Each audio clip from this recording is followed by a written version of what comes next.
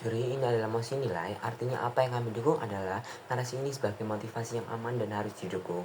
Tapi sebelum itu ada 3 definisi dalam perdebatan ini.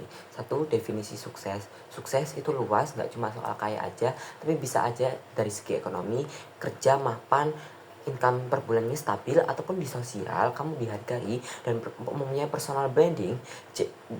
Jadi kesuksesan di sini bukan kayak Elon Musk aja yang jadi orang terkaya sedunia, tapi soal kehidupan yang layak dan mobilitas sosial. Tapi kemudian yang kedua, prestasi akademik. Ya, saya rasa ini adalah faktor yang paling relatable dan terbukti.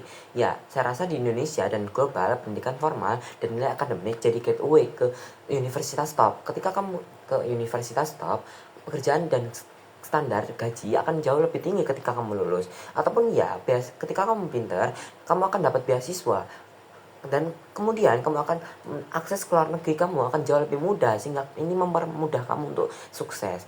Artinya apa? Akademik adalah jalur paling default, paling aman dibanding jalur-jalur lain. Tapi bukan berarti jalur non akademik itu jelek, tapi ya akademik ini jauh lebih relatable dan lebih aman. Karena gini, kalau atlet kita tahu bisa dicedera, musisi bisa gagal tembus untuk entertain, ataupun wirausaha itu bisa bangkrut pada akhirnya. Sehingga yang ketiga, narasi ini artinya apa? Motivasi atau keadilan struktural.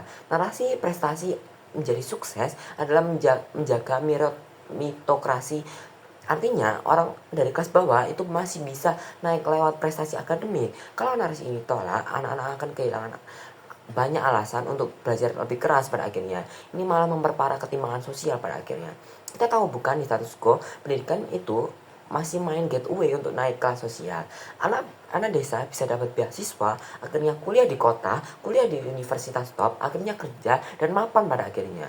Tapi lihat kondisi masyarakat, banyak orang tua yang masih mendorong anaknya belajar demi masa depan yang cerah. Ataupun ya ada alternatif jalur kesuksesan kayak wirausaha, olahraga, seni, ataupun yang lainnya eksis. Tapi sangat nggak pasti bukan, penuh resiko dan hanya dimenangkan oleh yang minoritas saja pada akhirnya. Ya, akhirnya ini menimbulkan masalah. Satu, tanpa narasi ini, anak-anak akan kehilangan motivasi belajar, yang pada akhirnya memperparah ketimpangan sosial, karena yang kaya tetap punya privilege, sedangkan yang miskin nggak lagi melihat pendidikan sebagai jalan keluar pada akhirnya. Ataupun yang kedua, jika narasi ini dilemahkan, kita mendorong generasi muda untuk mengejar jalur sukses yang lebih tinggi pada akhirnya. Kayak influencer, artis, atlet, yang gagal jumlahnya jauh lebih besar daripada lewat akademik. Akibatnya apa? Ya, masyarakat akan kehilangan jalur mobilitas sosial yang paling terjamin pada akhirnya, dan ketidakadilan akan semakin parah. Tapi oleh karena semua itu, saya sebagai pro percaya bahwa narasi prestasi akademik akan menentukan kesuksesan adalah narasi yang valid, benar, dan harus dipertahankan di status quo. Karena satu, ini jalur yang paling aman, paling inklusif, dan terbukti untuk meraih kesuksesan dibandingkan jalur-jalur lain. Ataupun yang kedua, prestasi akademik tidak hanya membuka akses ke pekerjaan yang stabil juga, tapi juga bisa menjadi modal untuk sukses non-akademik. Contohnya, mahasiswa di COC yang berprestasi, dia terkenal, dia mendapatkan endorsement. Akhirnya dia menjadi orang yang terkenal dan orang yang mapan. Atau yang ketiga, narasi ini berfungsi menjaga meritokrasi dan harapan. Artinya bahwa siapapun tanpa memandang kelas sosial itu bisa naik derajat lewat belajar. Argumen oleh karena itu masuk ke dalam argumentasi pertama, yaitu kenapa hal ini dapat dijustifikasi. Ya, saya rasa prestasi akademik adalah modal yang dapat membuka peluang sukses yang lebih luas, dan ya kita tahu kasus COC by Ruang Guru Class of Champions membuktikan narasi ini tuh masih relevan di status quo. Analisisnya gini, anak muda sekarang adalah mereka yang sering bingung jalur mana yang paling aman untuk meraih kesuksesan.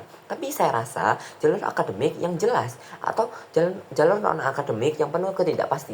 Di sini Class of Champion itu hadir, sebuah ajang adu kecerdasan antara mahasiswa yang viral akhir-akhir ini. Pada para peserta adalah mahasiswa yang berprestasi di bidang akademik. Keberhasilan mereka di bidang akademik justru menjadi tiket masuk untuk dikenal publik pada akhirnya. Dari situ mereka dapat endorsan, dapat beasiswa, tawaran kerja, bahkan jadi konten kreator pada akhirnya. Artinya apa? Prestasi akademik tidak berhenti di ruang kelas aja. Ia bisa menjadi launching pad untuk kesuksesan di luar akademik, bahkan dalam dunia digital ataupun di luar populer. Manifestasinya apa? Anak muda jadi termotivasi belajar karena tahu akademik bisa melahirkan kesuksesan yang konkret. Bahkan dalam bentuk ketenaran ataupun di sosial, akademik akan menuju kesuksesan, menciptakan role model sehat di mana idola anak muda bukan sekedar di selebgram atau artis atau tapi mahasiswa berprestasi pada akhirnya. Maka dari semua itu, saya bangga membangun kasus di tim Pro.